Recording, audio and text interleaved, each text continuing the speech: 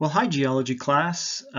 This is the last video of the semester. Usually, it's customary at the end of the semester where we kind of just review what we've gone over in the course. This is a lot more fun when we're together in the classroom and can talk about these things. But I figure I'll do a really quick and dirty rundown of the major topics that we covered this semester, both in the classroom and online and in videos and quizzes and so on.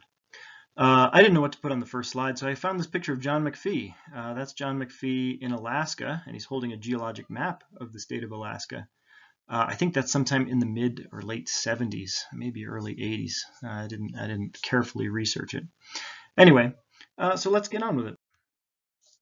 Okay, so the first main topic that we covered in the semester was plate tectonics, right? And so plate tectonics is kind of the driving force for all geologic formations, and as we sculpt the landforms of the Earth, we have different kinds of boundaries, right? We have divergent boundaries. I guess I can draw on this slide.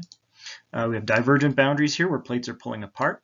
We have convergent boundaries where plates are pushing together, and we have some places, these little zigzags here are one example of where plates are sliding past each other. So the three landforms, as the plates are rafting around on convective currents, and then the lithosphere is bashing into each other or pulling apart, and we get volcanoes and mountain ranges and mid-ocean rifts and all sorts of things. After plate tectonics, we started talking about the rock cycle, and we talked about how we have our three main types of rocks, right? We have igneous rocks, sedimentary rocks, and metamorphic rocks, and how they each form, and how igneous rocks are formed from molten rock, either lava or magma. We can wear down any kind of rock and produce sediment and compact it into sedimentary rock, and how we can put any type of rock under heat and pressure and create metamorphic rock. So igneous rocks are formed from cooling lava or magma, and so we talked about the different landforms that we get from these. If we cool this magma underground, we get batholiths and plutons and sills and dikes. And if it comes out on the surface, we get lava flows and we get different kinds of volcanoes and all sorts of things like that. We talked about the difference between different kinds of lava and magma based on the mineral composition. So this is some mafic lava right here. We've got Aa and Pohoihoi. It's very dark and dense and flows relatively smoothly. And if we have more felsic lava or magma, like we find when we have more silica or quartz, silica and feldspar and those sort of lighter, more buoyant minerals, they don't flow as well, and so we get explosive things like this composite cone volcano that's erupting. And then after we covered igneous rocks, we read John McPhee's section on cooling the lava, and we read about Iceland and talked about how this lava flow on Iceland nearly buried this very important port city.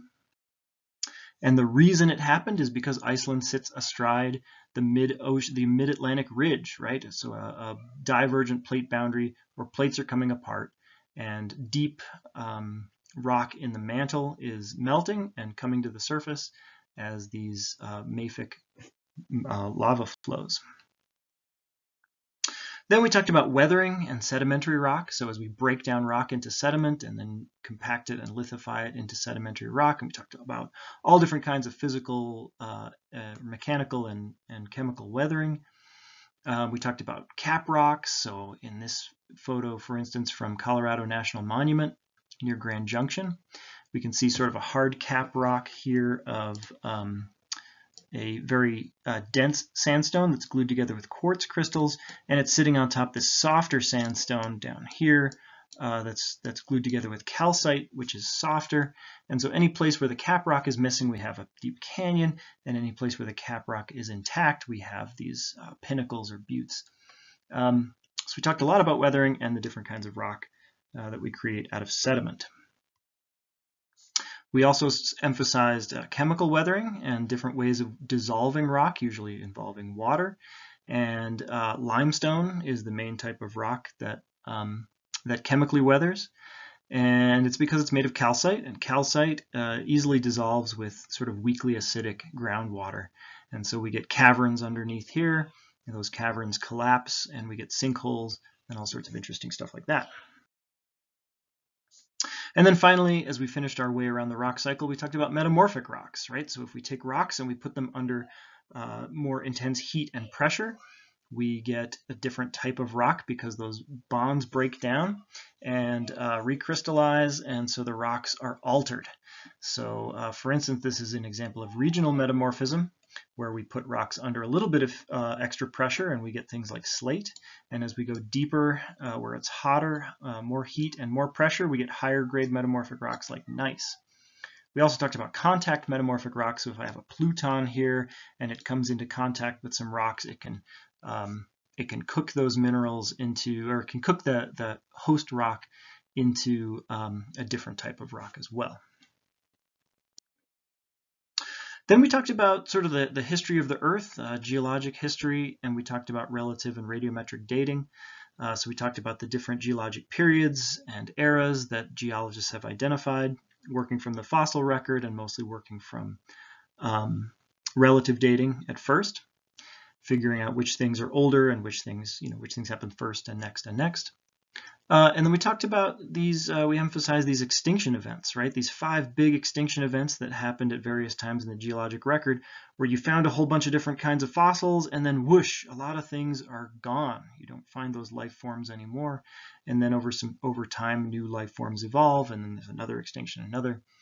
And we mentioned that we're actually undergoing a 6th mass extinction right now. We're losing life forms, we're losing organisms or species at a rate similar to some of these past extinctions, which is concerning and alarming.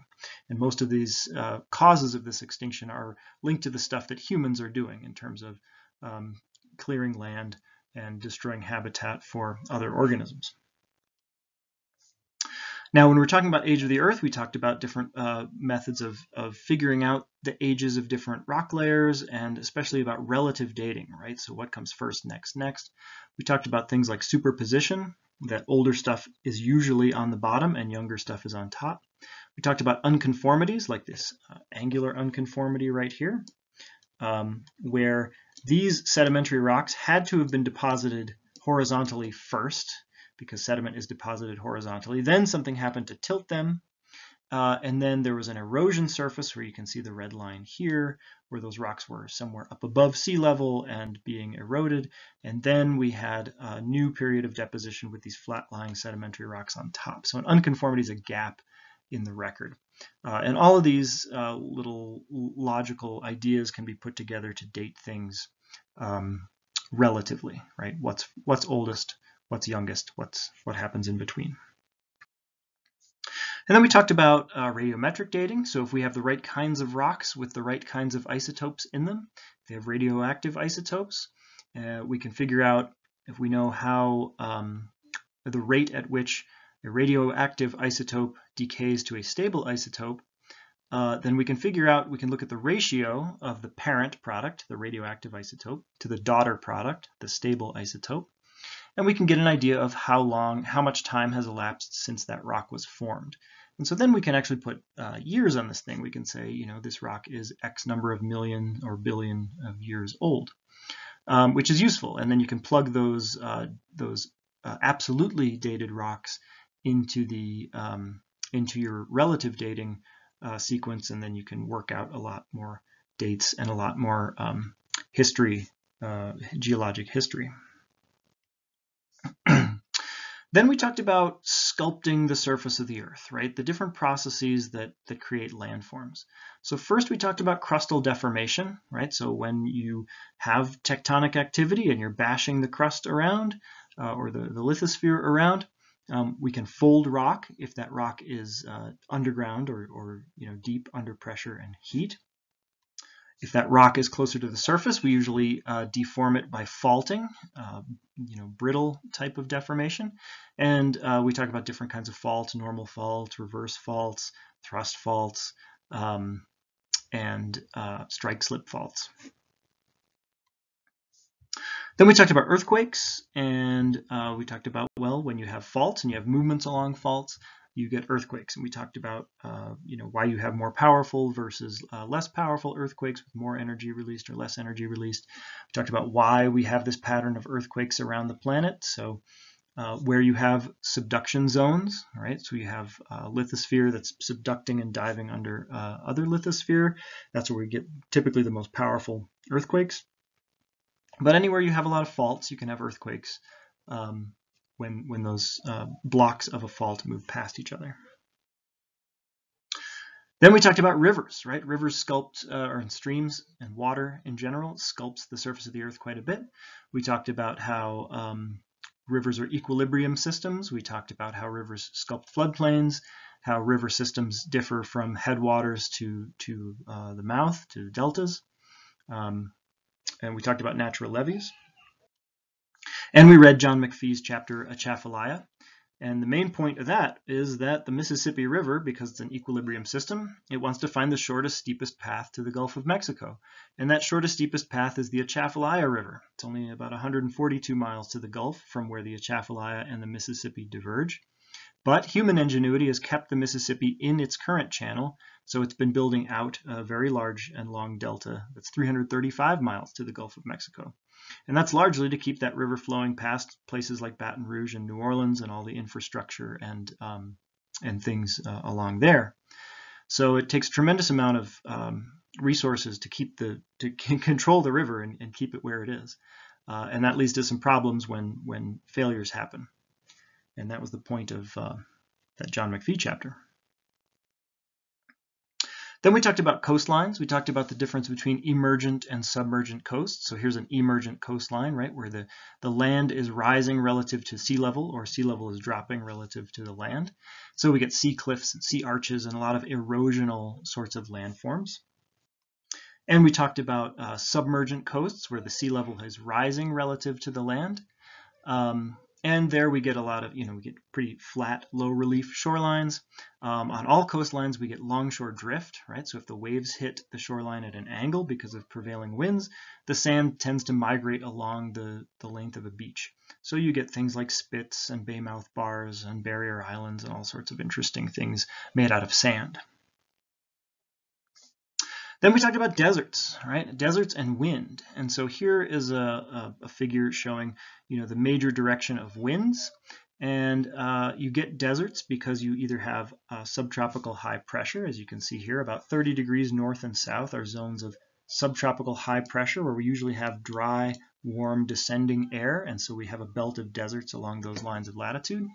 But you also get deserts in places where air masses are blocked by mountains. So if the air is moving in a particular direction, we talked about why we have belts of westerlies versus easterly winds, trade winds or easterly winds.